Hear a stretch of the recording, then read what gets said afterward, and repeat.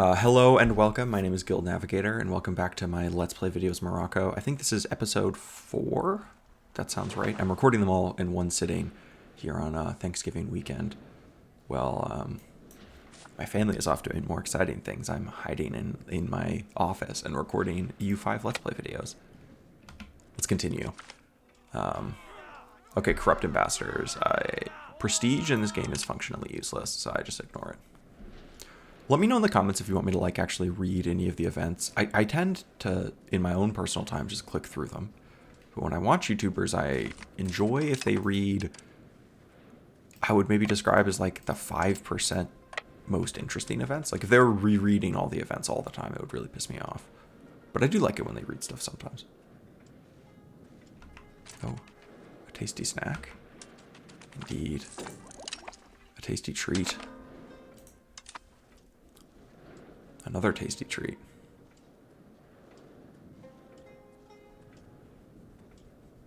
Yeah, like, look, I'm just stealing thousands of people. And then if I believe the slaves, like, basically promote into peasants. So it's essentially like you're stealing peasants in the long run. And in the medium term, you get RGO workers.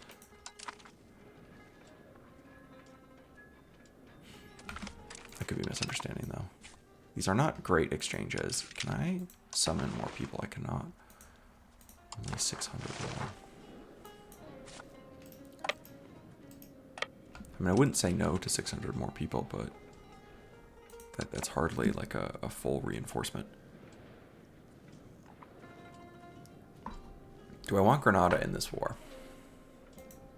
Has the time come? I think the time has come.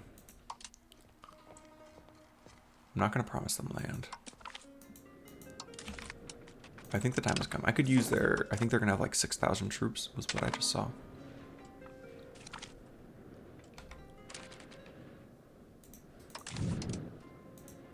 Yes, some of these places are rapidly depopulating because I do not have food. So, the bubonic plague and famine is wreaking its own havoc, but I'll replace them with Spaniards, and it'll be fine. Is my army actually infected with the bubonic plague? Is that why it's taking so many casualties? I think that's actually what had happened. I think my guys got the bubonic plague, or they still have the bubonic plague. Jesus, stop. Okay, yep. Yep, we're sieging in a territory with the bubonic plague. I mean, I guess that makes sense. Attracting the right people, bonus prestige, don't give a fuck. Okay, actually, Granada, I would prefer if you went off and sieged on your own.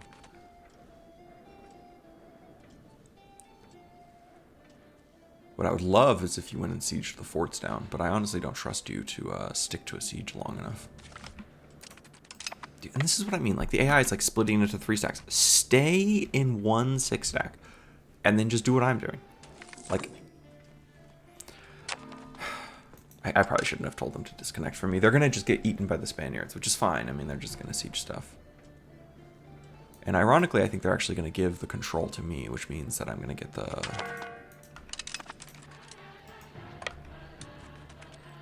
I both love and hate this song. I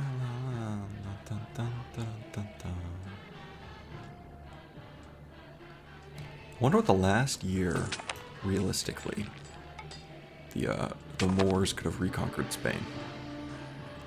Do I think in 1349? I think they could have. The technological gap between Spain and North Africa at this point was basically 0, right? I mean, it clearly wasn't totally 0 because the Reconquista had succeeded and multiple North African invasions had failed, like attempted invasions. But it was close enough to 0 that I do think it was possible. Probably couldn't have gotten very far.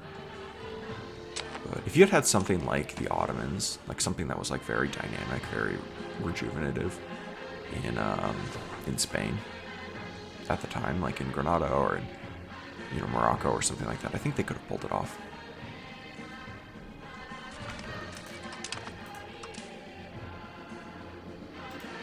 fun alternate history would be the Mongols don't turn back, although I've heard that that might not actually be true, I'm not sure. But the Mongols don't turn back, basically crush Poland, go into the HRE, just like delete the HRE, go down to Rome, completely destroy Rome, go into France, like destroy, basically just go into Europe, destroy everything. And then while that's happening, you have some dynamic Moroccan dynasty that then would invade and reconquer. That seems very plausible. You know, something kind of like what happened in Anatolia, where the Mongols showed up, just destroyed Anatolia, and then out of like the chaos in Anatolia, the Ottomans arrived, and you know, the Byzantines had also been destroyed by the Fourth Crusade, and so they were able to kind of like emerge and consolidate the destroyed area or damaged area. I don't know if destroyed is fair. That's at least my understanding. I could be wrong.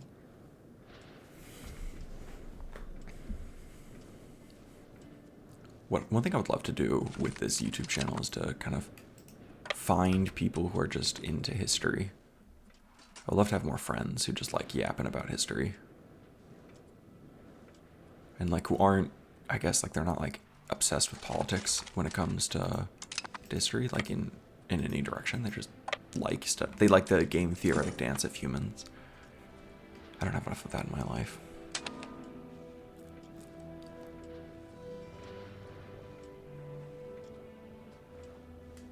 Like, this is exactly what I would want them to do. Okay, so the return of Ibn Batu.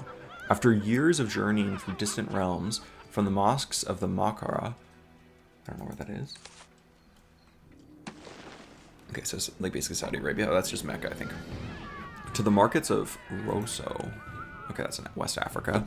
From the thrones of India to the ports of North China, Ibn Batu finally returns to Morocco. The streets of Fez are at once familiar and foreign, for he has been shaped by the worlds far beyond its gates. His family, many gone now, will not hear his tales, but scribes, scholars, and rulers do. With dust on his cloak and memories crowding his mind, he prepares to speak and to write. What begins as a journey of faith has become a chronicle of an entire world, knowledge from alien realms and interesting observations, all written down in his Rahila. I think I may have read part of that. I'm not sure. I went through a kick of being really into like 12th century North African history. But I'm not sure if I read his stuff. It's so cool because North Africa was, for a while, extremely prosperous. Like, very prosperous. But then they fell on hard times. Partially it was like climatic changes. Partially it was like Bedouins being Bedouins. Doing Bedouin things. Okay, I've got a lot of money. Let's invest in some more food.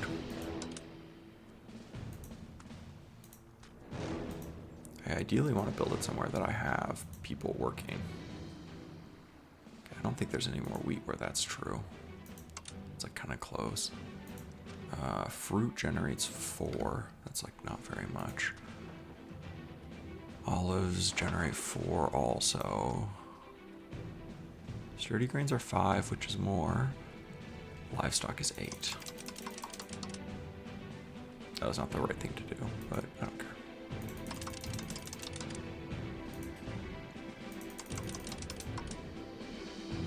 I wonder if they'll send the slaves to the places that the RGOs have the most demand.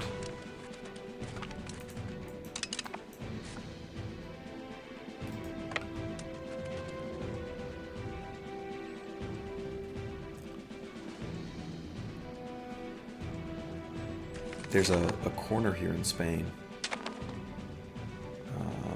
Sure, I'll take some gold.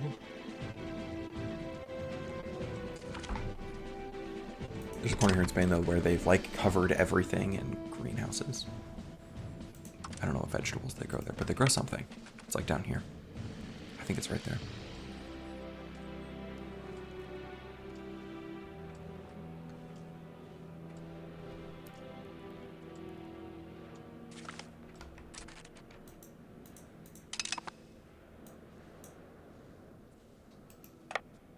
I'm just taking everything I can take. Everything that isn't nailed down.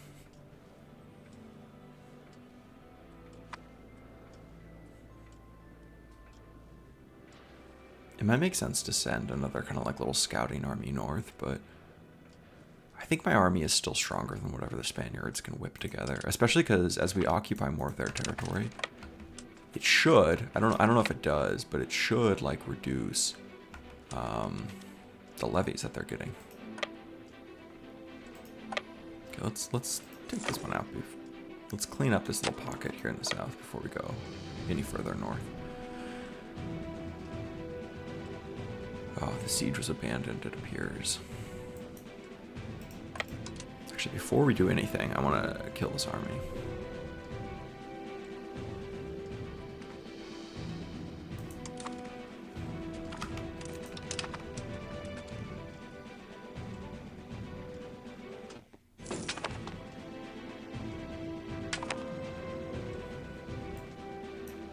Is the Black Death still ravaging my country? It is, yes. Alas. Well, that probably will solve the food problem. So I'm gonna put that back up to max, and we'll see if that solved my food dilemma. I have a noble regency. Okay, so I get noble elite satisfaction. Everyone is less powerful. That's fine. I bet you my king died from the bubonic plague.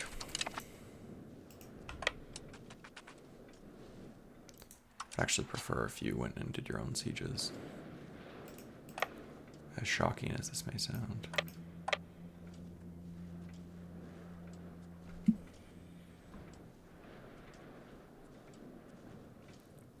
The AI just never has the patience to follow through on a siege of a fort. I shouldn't say never. It just feels like they often don't. It's one of my favorite events because it's like, oh, do you want to lose something? Oh, I siege the wrong place.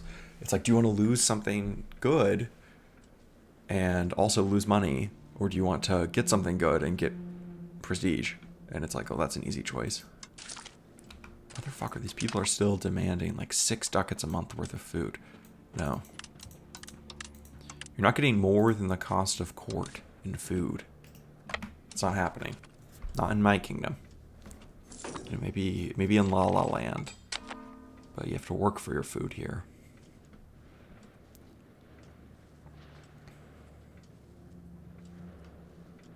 There's a lot of things that if you edited out incorrectly from a video game would sound very bad.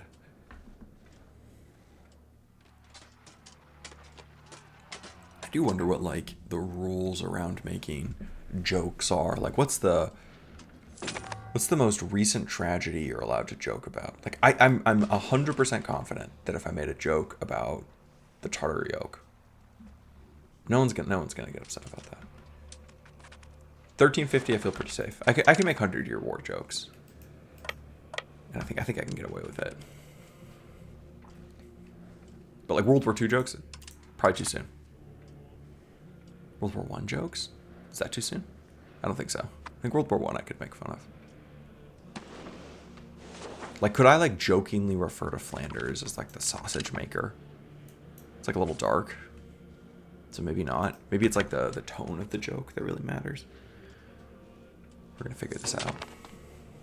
Let me know in the comments. That's what I want my comment section to be. I want it to be answers to my ponderings. Definitely research, and I will pay for even more. You don't really get research from that many. Like you don't have that much variance in the amount of research you do, and so it's always nice when you get it because that's how you get an advantage over other people. Let's see, what do I want? I guess that's fine. That will immediately pass. I don't want to piss anyone off. But that being said, people are pretty happy. I probably could give another burger privilege. That one does give me progress towards capital economy, which isn't great, but the plus 10% trade capacity, just can't say no.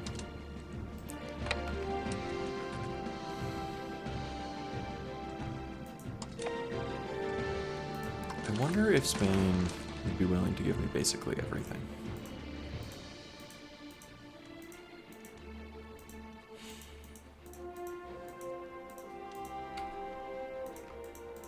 There has to be a way.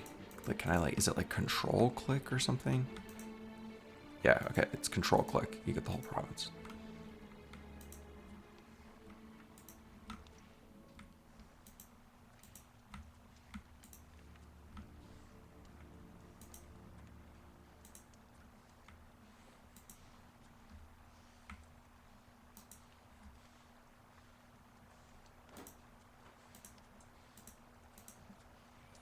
Yeah, because you have like minus 50% war score cost in this with this CB, which is insanely powerful. So I can't take that fort. I can't take that though. How much money could I take from them in theory? Would I rather? I don't know. I think I'd rather take this. I think I'd rather take a huge bite. Of course, I mean, it's going to form just like the largest coalition in existence against me. I think all of Europe is going to like form one hate blob against me, and I'm just going to fight a non-stop war of defense against them. But, you know, we'll cross that bridge when we come to it. This is, I guess, historically also what would have happened if Andalusia, if some Moroccan baby had managed to conquer almost all of Spain. Cool, so I get the, I think I'm going to build a... Are you fucking kidding me? It's really fucking annoying. I have to go kill the fucking Grenadans. That is annoying enough. I'm actually going to reload. Because I feel like they love me. And I just fought a war. I don't care. I'm going to save scum. Fuck it. I wonder how many more of these I'm gonna record. I've got like a couple more hours of what you could call free time, so I could just bang out like 8 or 9 episodes. Be kind of fun. I know that was one of the things I was thinking about with these like Let's Plays is that I spend an embarrassing amount of time playing these Paradox games. Anyway, might as well, I guess, make it a more thoughtful and productive and introspective activity rather than just like a mindless gaming session, especially because I have this really bad habit of like listening to audiobooks while I play the game, which essentially fills my entire brain up, but I don't think it's very satisfying. The loading into this game always takes fucking forever. I'm back. Let's see, how far back are we? Could I get a... What could I get from them already?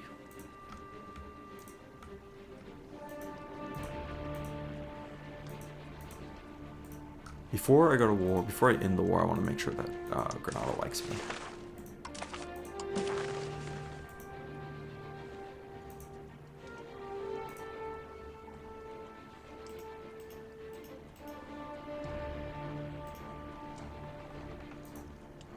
Perfect. A perfect 100, and I get the fort. Yeah, they're at fucking 200 relations with me. What the hell? That's bullshit. And, oh, my king's not dead. I don't have a baby on the throne. Okay, we already read that. Basically, get lots of good stuff, like 1,000 gold, which I had spent making food last time, but I'm not gonna make that mistake again.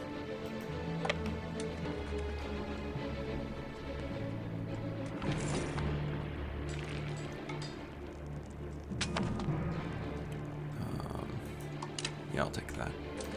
I don't think I'd given the burghers their privilege yet. Nope. I can get away with that. Give me a second one. The bonus to plutocracy is good. And yes, like the nobles will be upset at me, but it'll be fine. They'll get over it. They're pretty high. Like 43. They're not gonna revolt against me, I don't think.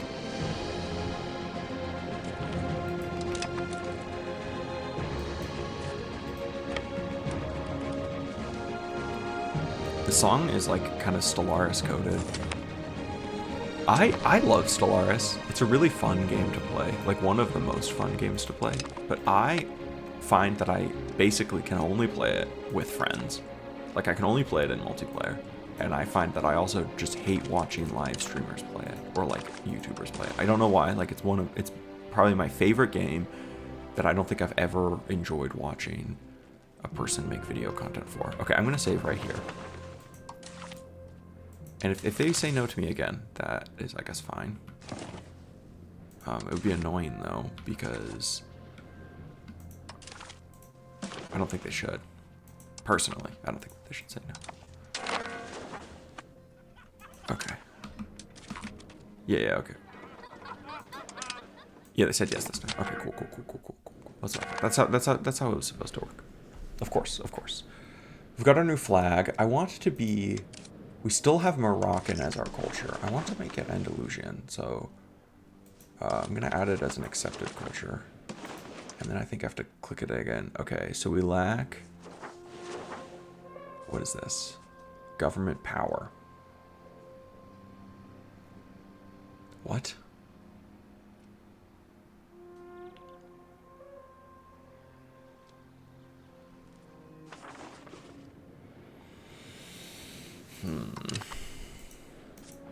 Can I like move my capital?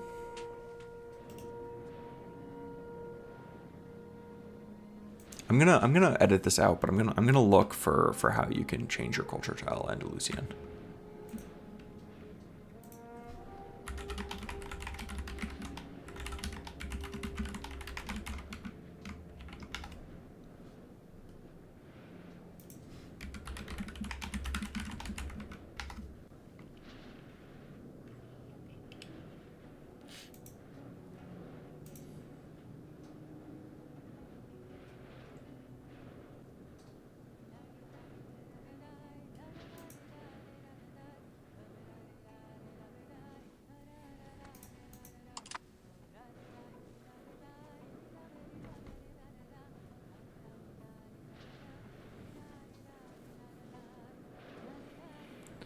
Okay, so from looking at it, I think basically we want our capital culture to become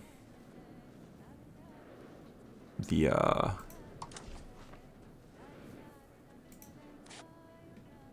Okay, sorry. I'll just edit it out for. So I looked it up online, and I think the way it works is you need your capital culture to be the one that you want to culture switch to.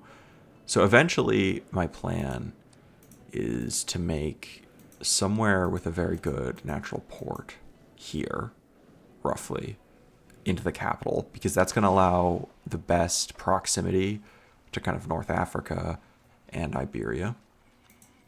But that, I guess that basically is going to take a little while. Now let's look at what do I have integration on? So I have integration on Granada, but I don't have any on any of this conquered territory. Oh man, I shouldn't have released that. I didn't realize I had cores on this guy. That is my bad. Okay, let's make like 5 fiefdoms. Fuck, that was a similar situation. I accidentally gave a person who I had some cores on. Okay, 1. This is 3. 4. 5. And then I'll actually make 7 before I make any vassals, because I'm looking at roughly how much territory is left. Like I had said earlier, you want basically a balance between the amount of vassals and fiefdoms. I'm gonna keep doing the choose random because a ton of my people have been dying in the Black Death, and I just don't have enough people to really be given away. I think that's 3. Having lots of small vassals is better than having any large vassals. Let's make 2 more vassals, and then because these guys aren't going to be very strong. This isn't as good territory as what I was giving to the fiefdoms.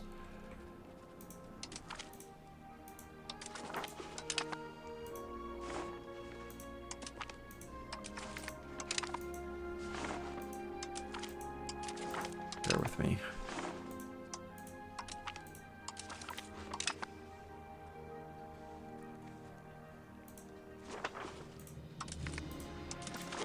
Okay, then I'll turn them Muslim, I think, probably, but I'll leave their cultures as Castilian or whatever. And then as I annex them, what I'll do is I'll culture convert to Andalusian, the place I want to change my capital to, and we'll move forward from there.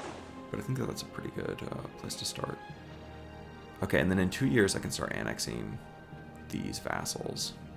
How's this annexation going? I don't have good enough relations.